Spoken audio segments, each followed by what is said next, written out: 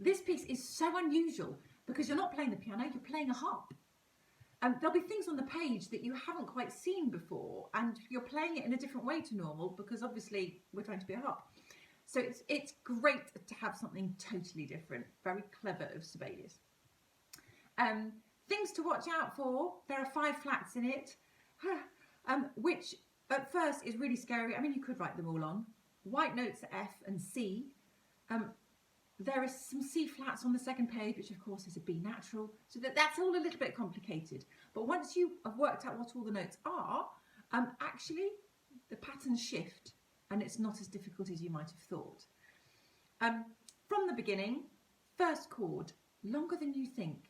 Everyone seems to not count in this piece. They're so worried about being a harp, they forget to count all the bits in between. Count the first bit and pause.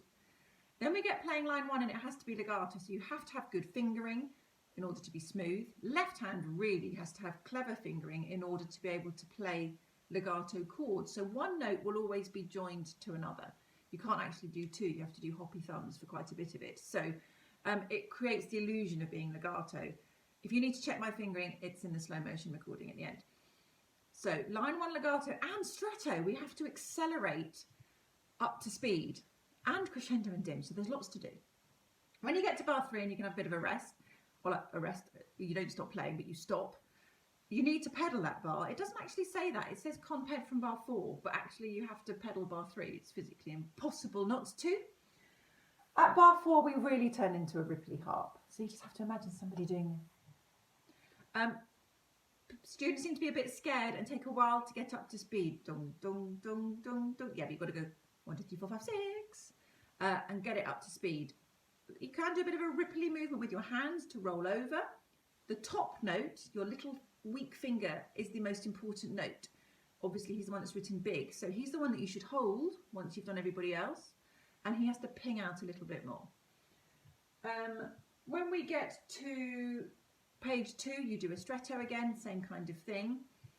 There's a little cheeky hand switch over in bar 8, where the left hand, hang on, is that right? Yeah, the left hand, oh,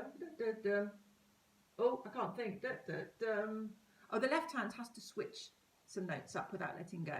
Again, the slow motion recording will help you because that's a little bit awkward and confusing. One other thing that I find confusing, I actually had to check the official recording for this, is why are these chords written like this with a spread chord symbol and not written as ripples? Does it mean something different? Well, the official recording played them in exactly the same way, so they're not different.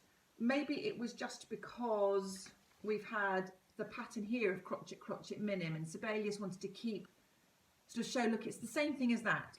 Oh, but we're going to spread them this time. I'm not sure, but I was a bit confused by that.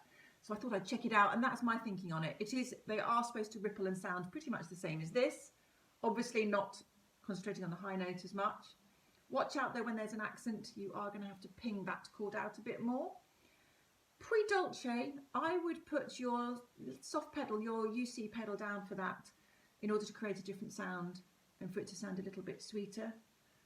Oh, there's also these little commas. I think of that as a little gasp breath.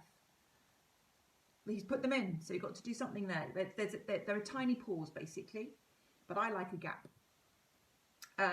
Last line, I would say keep your left pedal on to the end of the piece, but your right pedal is not allowed to work anymore because it says sends up head without pedal.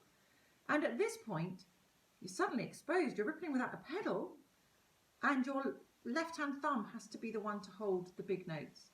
So that just feels a bit disconcerting at first, but actually you'll get used to it. Keep the speed moving so that, you know, it doesn't sound dead. Last bar, left hand clearly has the tune because of the accents, so just highlight that a bit.